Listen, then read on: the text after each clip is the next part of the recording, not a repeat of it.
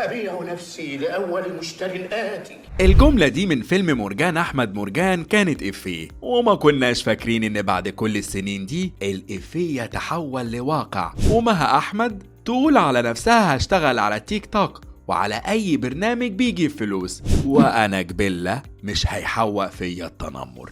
وما سكتتش على كده، لا دي قالت أنا عايزة أسافر وأشتغل برا، عندي شيخة تشوفني وتشغلني معاها. والحقيقة الناس كلها مستغربة إزاي ممكن تتحول من نجم سينما ودراما وأدوارك مغرقة الشاشة لشخص نقدر نقول عليه بيتسول على التيك توك أو يستجدي القرش السهل من جيوب المتابعين. ده اللي حصل بالظبط لمها أحمد لما طلعت بفيديو لايف على تيك توك والجمهور هاجمها وقال لها هو فين جوزك مجدي كامل. مها أحمد طلعت من فترة بتهاجم أحمد السقا وأمير كرارة وزعلانة منهم إنهم مش بيشغلوها معاهم، وساعتها ناس كتير هاجمتها وقالت لها ما يصحش تقولي كده على أصحابك ولازم تفرحي لهم، وناس تانية اتعاطفت معاها وقالوا حقها تشتغل وابنها عنده ظروف صحية وبتصرف عليه، وحقها كمان تزعل عشان صحابها اللي كانوا دفعتها سبقوها ومحدش بيشغلها. لكن المرة دي مها أحمد قررت تخسر الجزء المتعاطف معاها من الجمهور